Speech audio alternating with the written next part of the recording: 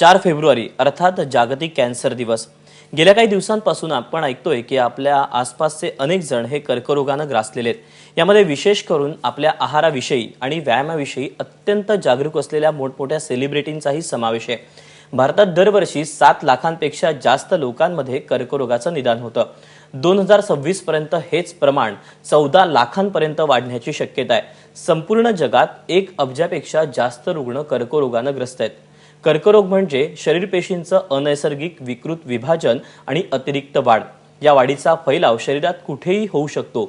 नैसर्गिक पेशींच्या संख्येपेक्षा जास्त प्रमाणात कर्करोगाच्या पेशी वाढल्यानं कॅन्सरचा धोका हा बळावतो। कर्करोगावर अतिशय व्यापक, सखोल आणि शास्त्रीय संशोधन संपूर्ण जगात युद्धपातळीवरती सुरू आहे। आधुनिक उपचारांना काही प्रमाणात यशही मिळतंय। आधुनिक तंत्रवैज्ञानिक प्रगती, नवनवीन परिणामकारक औषधांचा शोध, प्रगत उपकरणांच्या माध्यमातून व्याधींचं निदान करण्याच्या पद्धती वापरूनही कॅन्सरसारख्या दुर्धर आजारावरती पूर्णपणे मात करणं वैद्यकीय विश्वाला अजूनही साध्य झालेलं नाहीये। 2010 आणि 12 मध्ये झालेल्या सर्वेक्षणानुसार 39.6% पुरुष आणि स्त्रियांमध्ये आयुष्याच्या एखाद्या टप्प्यावर कर्करोगाचं निदान होण्याची शक्यता असते। म्हणूनच कर्करोगाला बळी पडण्याआधीच प्रतिबंधात्मक प्रयत्न करणं आजच्या काळात अतिशय महत्त्वाचं आहे। तुम्हाला माहिती आहे की आपण काय खातो, किती खातो यावरती कर्करोगाचा धोका अवलंबून असतो। कर्करोगावर यशस्वी मात करण्यासाठी आणि कर्करोग प्रतिबंधासाठी काय करायला हवंय याविषयी आज आपण बोलणार आहोत हिंदुजा हॉस्पिटलचे कॅन्सर तज्ज्ञ डॉक्टर सचिन आलमेल यांच्यासोबत। सर, आपलं स्वागत आहे एबीपी माझामध्ये। कर्करोग म्हटलं की मनामध्ये एक खूप मोठी भीती निर्माण होते कुणाच्याही, तर हा कर्करोग होण्यामागची प्रमुख कारणं नेमकी कोणकोणती आहेत?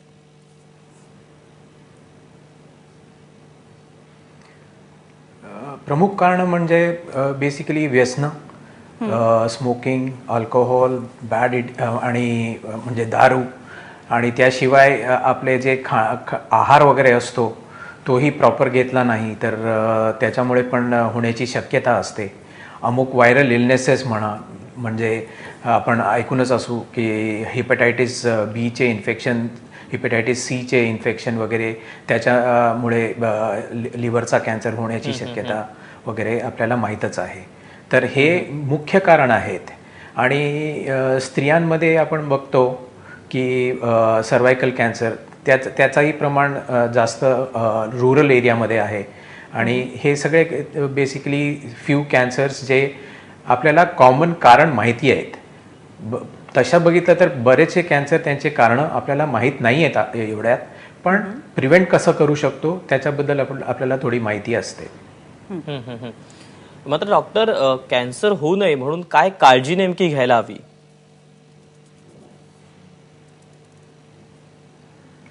आता जे सिंपल म्हणजे एकदम सोयीस्कर असे आपण प्रिकॉशन्स घेऊ शकतो।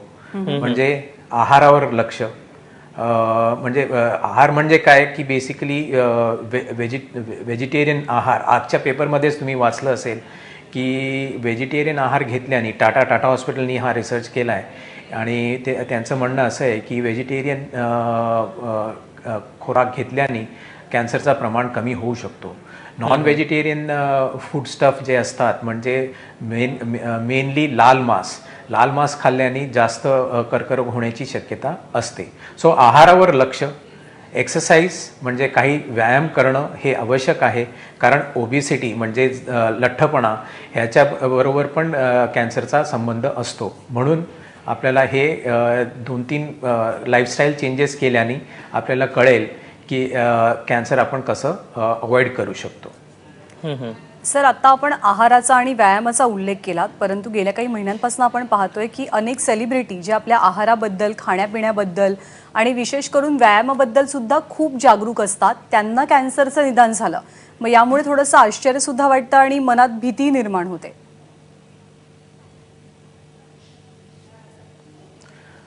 हो, ते बरोबर आहे, पण बेसिकली ह्या सेलिब्रिटीज आणि जे आता केसेस आपल्याला मीडियाद्वारा कळले आहेत, तर ते लाईफस्टाईल तरी त्यांची बघितली तुम्ही तर आहाराचा प्रॉपर म्हणजे टायमावर आहार घेणं किंवा एक्सरसाइजचा पण प्रॉपर एक्सरसाइज करणं हे करत असूनही त्यांना कॅन्सर झाला आहे।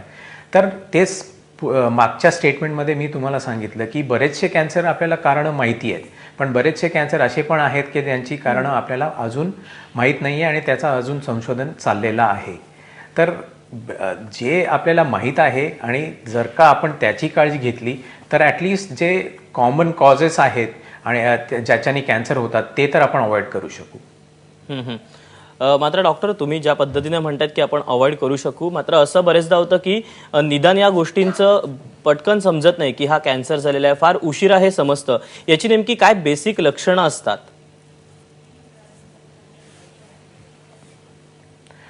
हो, हा प्रश्न चांगला आहे ह्यासाठी की बरेचसे केसेस आपल्या भारतात जेव्हा डॉक्टरकडे पोचतात तर ऑलरेडी पुष्कळ उशीर झाला असतो आणि म्हणून आपण नेहमी म्हणतो की चिन्ह पकडले गेले नाहीत म्हणून उशीर झाला आणि आता उशीर झाला म्हणून ह्या कॅन्सरचा आपण ट्रीटमेंट करू शकत नाही.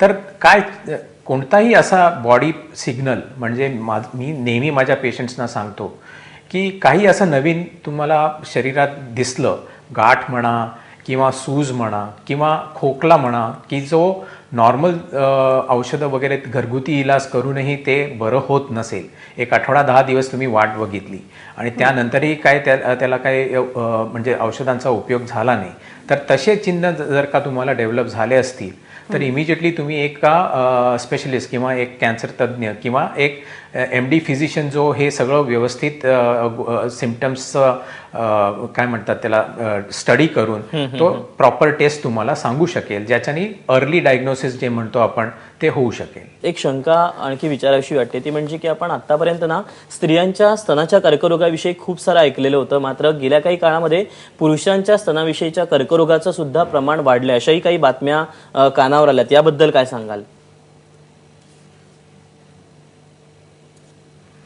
हो, पुरुषांचा स्तनाचा कॅन्सर हा एक प्रकार असतोच आणि म्हणजे आत्ता प्रमाण कदाचित थोडाफार वाढला असेल, पण आपल्याला माहिती आहे की पुरुषांचा स्तनचा कॅन्सर होऊ शकतो आणि टिपिकली त्याची ट्रीटमेंट वगैरे जी असते ते स्त्रियांमध्ये जे स्तनाचा कॅन्सर झाला असतो तर त्याच्यासाठी कशी आपण ट्रीटमेंट करतो सेम त्याच प्रकारे ह्याची पण ट्रीटमेंट केली जाते.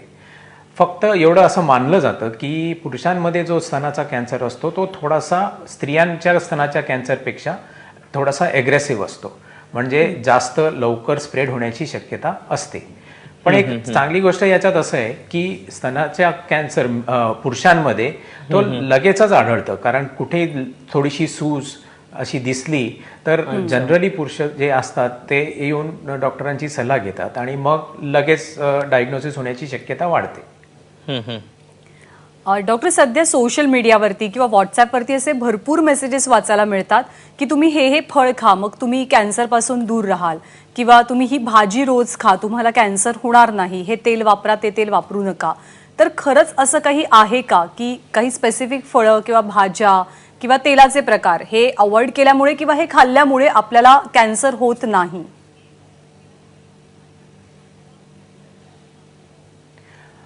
हे असं सांगणं तर कठीण आहे. सगळे जे मेसेजेस जे येतात व्हॉट्सॲपमध्ये ते म्हणजे ट्रू असतात किंवा खरोखर त्याच्यावर आपण विश्वास ठेवायला पाहिजेच असं नाही आहे. बरीचसे चुकीचे मेसेज पण असतात त्याच्यात.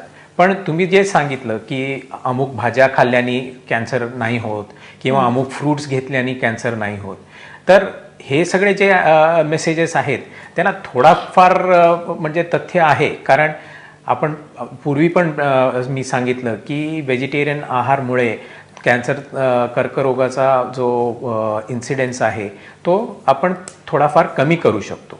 तर फ्रूट्स, व्हेजिटेबल्स, हेल्दी डाएट हे सगळं हेल्दी डाएट होतो आणि त्याच्यामुळे कर्करोग कमी होऊ शकेल अशी शक्यता तर आहेच. पण बरेचसे दुसरे व्हॉट्सॲप मेसेजेस पण येतात जे म्हणतात की तुम्ही दूध घेऊ नका किंवा अमुक तेल वापरू नका वगैरे, पण त्याला काही बेसिस नाही आहे, त्याला काही सायंटिफिक एव्हिडन्स नाही आहे. म्हणून व्हॉट्सॲप मेसेजेसवर तुम्ही वाचून आपल्या लाईफस्टाईलमध्ये चेंजेस तुम्ही जर का आणणार असाल तर ती चुकीची गोष्ट आहे. यू शुड ऑलवेज म्हणजे सगळ्यांनी डॉक्टरांची सल्ला पण घेतली पाहिजे आणि मगच हे सगळे जे मेसेजेस येतात त्याच्यावर अंमल केला पाहिजे. डॉक्टर, आणखी एक प्रश्न असा विचारावासा वाटतो की एखादी महिला ही जर गर्भवती असेल आणि जर का ती कॅन्सर प्रेडिट असेल तर तिच्या बाळाला सुद्धा कॅन्सर होण्याचा संभव हा कितपत असतो? डिपेंड्स की कोणत्या कर्करोगाबद्दल तुम्ही बोलताय. जर का एक प्रेग्नेंट बाई आहे, तिला ब्रेस्ट कॅन्सर असेल तर अशी काही शक्यता नाही आहे की ते मुलाला पण होऊ शकेल. आणि बरेचसे कॅन्सर जेनेटिक असू शकतात, पण ते प्रेग्नंट लेडीमध्ये आहे, प्रेग्नंट आहे लेडी आणि म्हणून आणि त्यावेळेस तिला कॅन्सर झाला आहे आणि म्हणून तिच्या मुलाला पण होईलच असं नसतं. आणि बऱ्याचशा केसेसमध्ये पूर्वी प्रेग्नन्सीमध्ये जर का कर्करोग झाला तर डॉक्टर म्हणायची की तुम्ही अबॉर्शन करून घ्या आणि मग कॅन्सरचा इलाज करा वगैरे. पण आजकाल जे डेव्हलपमेंट्स झाले तर आम्ही प्रेग्नन्सी पण कंटिन्यू करायला सांगतो त्यांना and at the same time कर्करोगाचं ट्रीटमेंट पण या पद्धतीने करतो की मुलाला पण काही त्रास होणार नाही and at the same time आम्ही तो कर्करोग जे बाईमध्ये आहे त्याला यशस्वी तरीके त्याला कंट्रोल करू शकू. डॉक्टर, एखादा कॅन्सर पेशंट जेव्हा बरा होतो संपूर्ण ट्रीटमेंट पूर्ण केल्याच्या नंतर त्यानंतर त्याला किती धोका असतो पुन्हा कॅन्सर होण्याचा, आणि त्याने म्हणजे कॅन्सर सर्व्हायव्हरनं नेमकी काय काळजी घेणं अपेक्षित आहे?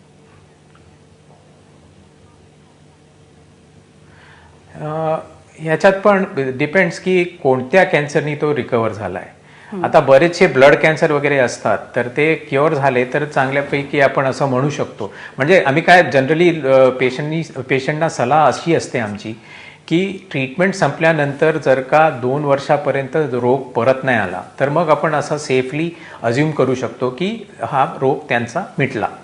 तरीही आम्ही त्यांना ऑलवेज ही ताकीद देतो की एकदा कॅन्सर झालं तर तुम्हाला सतत फॉलोअपमध्ये राहणं, म्हणजे सतत दर वर्षाला एकदा किंवा 6 महिन्यांनी एकदा डॉक्टरची भेट घेणं हे गरजेचं असतं सबंध आयुष्यभर. कारण आपण बघितलं आहे की कित्येक केसेसमध्ये सेकंड मॅलिग्नन्सी वगैरे म्हणजे दुसऱ्यांदा मॅलिग्नन्सी दुसराच रोग कॅन्सरचा होण्याची शक्यता असते. पण आपण रेग्युलर त्याचा फॉलोअप व्यवस्थित ठेवला तर ते आपण अवॉइड करू शकतो किंवा त्याला लगेच निदान करू शकतो आणि तेही क्युअर करू शकतो. डॉक्टर, याला जोडूनच असा प्रश्न आहे की कुठल्या कॅन्सरवर कशा पद्धतीनं उपचार पद्धतीही राबवली जाते, म्हणजे केमोथेरपी असेल किंवा मग ऑपरेशन करणं असेल किंवा अन्य काही?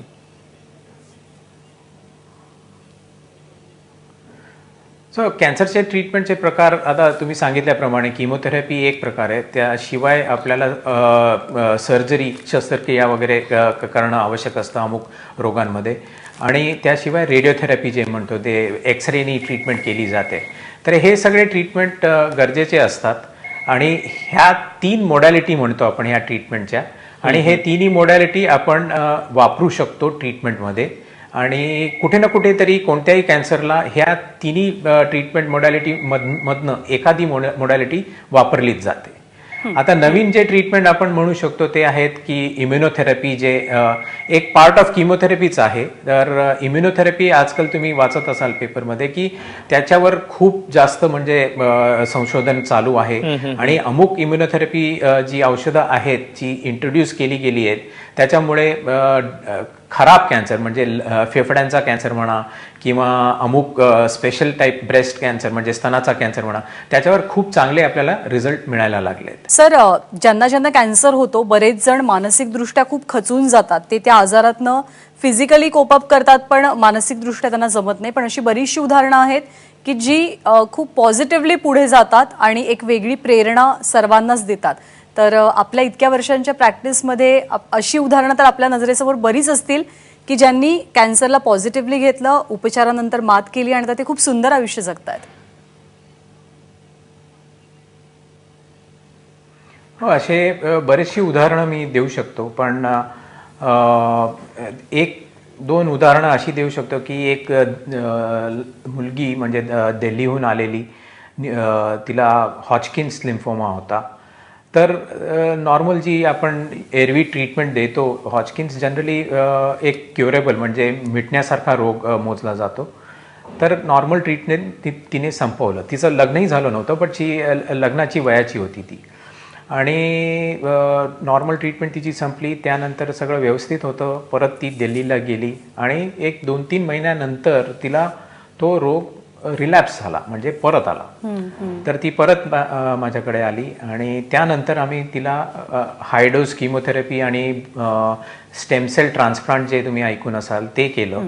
आणि त्यानंतर आता ऑलमोस्ट 3 वर्ष झाली. Always through out the treatment तिला फॅमिली सपोर्ट म्हणजे तिची आईच होती, तिला एक लहान बहीण होती, पण वडील नव्हते कारण ते एक्सपायर झालेले थोडे वर्षांपूर्वी.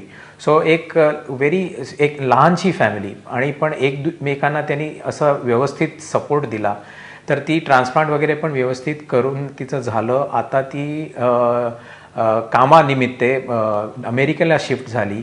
तिथे तिला दिल्लीचाच एक मुलगा भेटला आणि तिचं आता लग्नही झालं आणि ती व्यवस्थित एकदम एक नॉर्मल आयुष्य जगते तिकडे. माझ्या टचमध्ये असते, मेल वगैरे करत राहते की मी तिथे अमेरिकेत कसं फॉलोअप करू, काय करू वगैरे. सो हा एक सिम्पल आणि एकदम चांगला मला इमिजिएटली जे लक्षात आलं ते मी सांगू शकलो. तर असे पॉझिटिव्ह केसेस बरेचसे असतात आणि आता अवेअरनेस वाढल्यामुळे लोक जास्त पॉझिटिव्हली ह्याला टॅकल करतायत हे दिसून येते. मात्र डॉक्टर, शहरी आणि ग्रामीण भागात हे कॅन्सरचं प्रमाण सारखंच बघायला मिळतं की त्यात फरक बघायला मिळतो?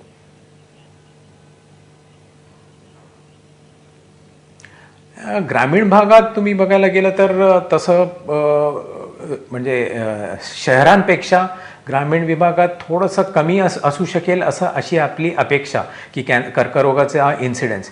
पण दुसरे टाईप ऑफ कॅन्सर म्हणजे आता बायकांचे कॅन्सर आपण घेतलं तर स्तनाचा कॅन्सर जो असतो तो शहरांमध्ये जास्त दिसतो आपल्याला, पण जो सर्व्हिक्सचा कॅन्सर असतो तो ग्रामीण विभागात जास्त दिसतो, कारण दोघांचे कारण वेगळे असतात.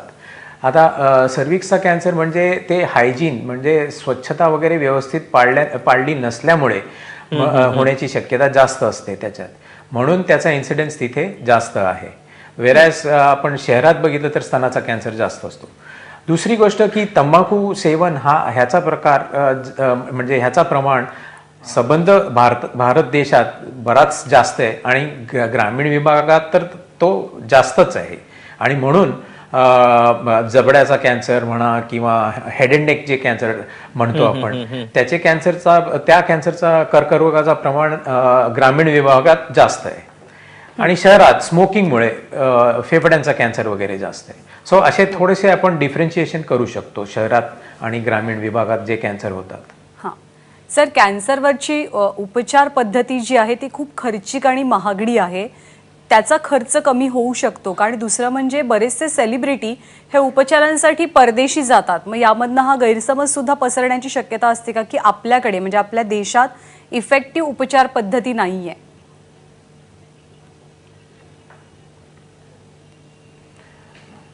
मी पहिला प्रश्नाचा उत्तर देतो की खर्चिक ट्रीटमेंट आहे हे आपल्याला सगळ्यांना माहिती आहे की हो, खर्चिक ट्रीटमेंट तर आहे. आता त्याच्यासाठी बरेचसे आपले जे फार्मा कंपनीज जे आहेत आणि गव्हर्नमेंट ऑफ इंडिया वगैरेचे इंटरव्हेन्शन्समुळे जे महाग ड्रग्स जे आहेत, जे गरजेचे ड्रग्ज आहेत त्याच्यावर बराचसा म्हणजे कॅप असल्यामुळे कॉस्ट वगैरे कमी झालेत आणि ते खर्च कमी झाले असल्यामुळे आम्ही बऱ्याचशा पेशंटना ते वापरू शकतोय. आणि भारत देशात तेही आहे की बरेचसे NGO खूप चांगलं काम करतायत आणि ते असे जे गरजेचे पेशंट असतात ज्यांना गरज असते ह्या महाग ट्रीटमेंटची, जर का ते अर्जी टाकतात त्यांना. फॉर एक्झाम्पल मुंबईत बघायला गेलो तर सिद्धिविनायक ट्रस्ट आहे, साईबाबा ट्रस्ट आहे, तर ह्यांना डॉक्टर चिठ्ठी लिहून देतात की असं ट्रीटमेंट आहे आणि हा रोग मिटू शकतो आणि पण खर्चिक ट्रीटमेंट आहे. तर हे सगळे संस्था जे आहेत ते मदत करतात आणि त्याच्यामुळे आपण ही ट्रीटमेंट करू शकतो. हो, अजून कमी व्हायला पाहिजे पण ते होईल. आता दुसरा प्रश्न जो तुम्ही विचारलात की परदेशाला जातात सगळे ट्रीटमेंटसाठी, त्याचे मला असं वाटत नाही की ते तिथे जात आहेत की कारण की इथे ट्रीटमेंट अवेलेबल नाही आहे. त्याचं मेन कारण मला असं वाटतो की ते तिथे जात आहेत to avoid the media glare असं मला वाटतं. कारण जे ट्रीटमेंट त्यांना तिथे दिली जाते, फॉर एक्झाम्पल मनीषा कोइराला म्हणा किंवा सोनाली बेंद्रे, त्यांना जे दिलं गेलं ते इथे पण अवेलेबल असतं, असं नाही आहे की नाही.